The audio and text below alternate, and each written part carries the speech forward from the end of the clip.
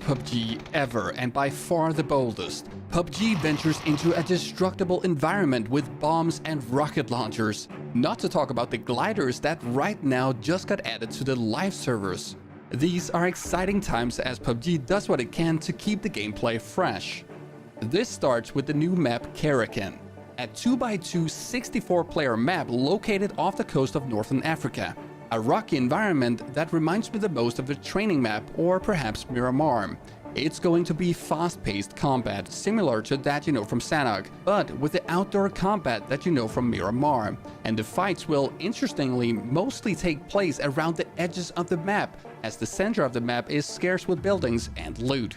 Underground combat will also be a thing on this map, with these underground areas that enable you to move around on the map without being exposed to the dangers of the surface.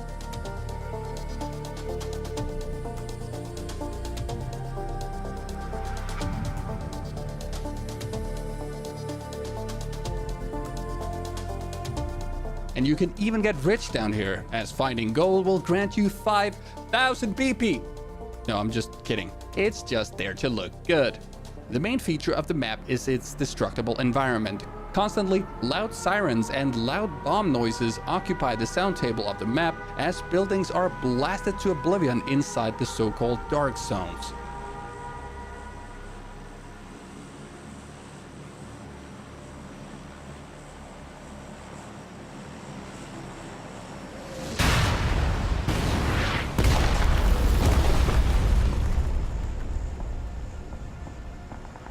The dark zones are purple on the map, and inside these zones, buildings will be randomly targeted and potentially completely destroyed.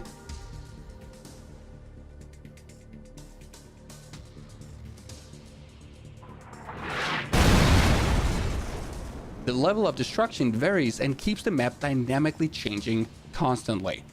Destroyed buildings will be crossed out on the map, which is helpful, because that way you know where you can still find good cover instead of being completely controlled by random factors.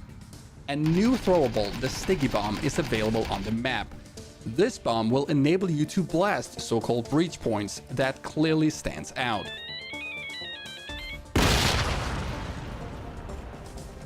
The breach points will enable new players to push buildings and make the life of the guy sitting in a corner more difficult.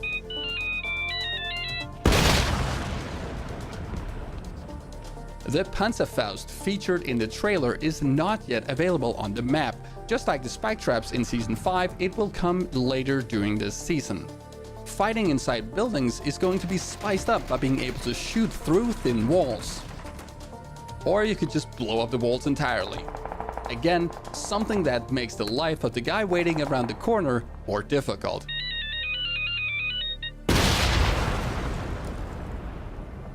As I already talked about in a video yesterday, gliders are now available on live servers, and these are the new spawn points.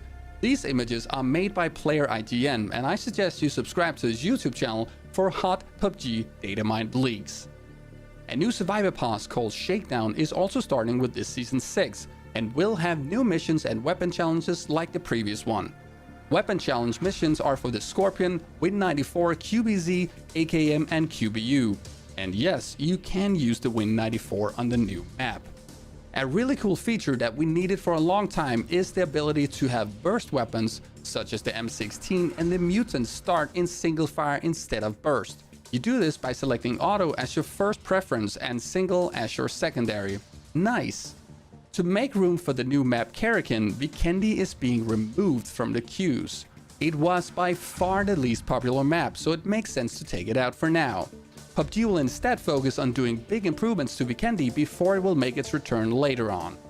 This means that for the regions with map selection, you'll be able to pick Karakin instead of Vacandi. For North America, you'll be able to pick Karakin as it will be a featured map.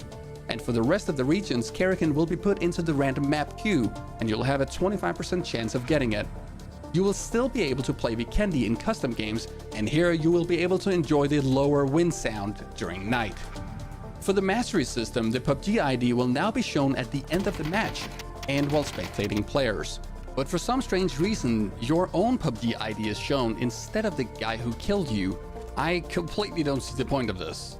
Gun handling sound effects are being improved. Just listen to these crisp sound effects.